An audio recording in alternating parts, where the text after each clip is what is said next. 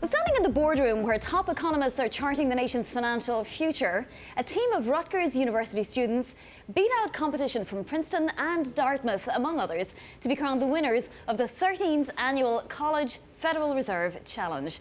The team had to present their outlook for the US economy and monetary policy making and then answer questions from Fed officials. The team joins us now, the 5 of them, and of course we want to mention that Bloomberg Chief Intelligence Economist Michael McDonough was a founding member of this particular Rutgers team back in 2003. So you've got big shoes to fill, and indeed you did fill them because you won. Congratulations to all of you. I'm going to start with you, Ali. That's Ali Haider Ismail, who's one of the members of the team. You're co-captain of the group. Tell us exactly what the Fed Challenge is and how much you put into preparing for this. Sure, yeah. So Fed Challenge is we have a 15-minute presentation about current economic conditions with our forecast for what we think big indicators are going to be in 2016 and in the next couple of years. And then we give a recommendation for what the Federal Reserve should do. What's our outlook on monetary policy, with including how monetary policy should also be implemented.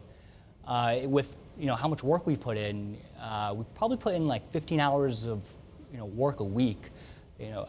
Once the competition, like after second week of September. Really quickly, are you all economics majors?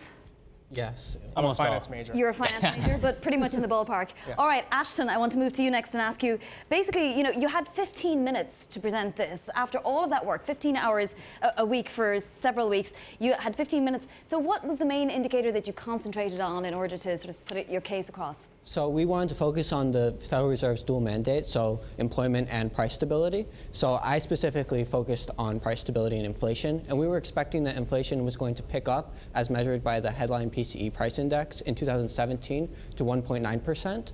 And we thought that we saw kind of pressures towards this rising inflation caused by real wage growth and downward pressures abating over time. Very well put, can I just say. Kern Talal, you're another member of the team. You looked at the labor market conditions. Yeah, that's right. So sort of the main problem that the Federal Reserve is sort of facing with right now is that inflation doesn't look like it's ready to lift, or that they're ready to tighten on the inflation front, whereas labor markets look pretty good. So one of the things that's commonly discussed is, that the U3 unemployment rate, the headline unemployment rate, is it doing well, I think at 4.6% now. Jobless claims are also doing well, below 300,000 for, I think, 90 straight weeks. But then one of the things that's sort of different is this U6 unemployment rate, this broader measure of unemployment. So one of the things that I did is I actually looked at the different components there, and one of the conclusions we came to was that a lot of this rise in unemployment is structural rather than cyclical, and it's not clear that the Fed can do anything about it. That's interesting. So you had a dashboard, but you might have come to slightly different conclusions from the Fed chair. Andrew Lee, you're the captain of the group. Was there any, was it all consensus? Was it all green roses? Or were there any dissenters? So what it came down to is that we had 2 dissenters, Karn and Ali, and 3 people who really agreed for the median, which was 2 rate hikes going forward, and then the dissenters wanted 3 rate hikes going forward.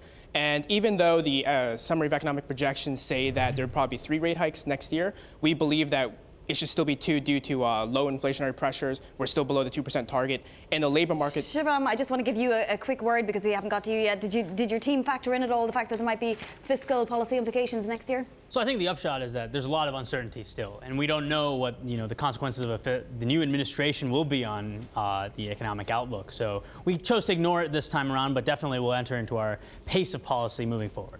All right, hands up who wants to be a central banker. That's not bad. You could all be convinced. I feel like you could be convinced. Our thanks and congratulations to Rutgers students Ali, Ashton, Kern, Andrew and Shivram.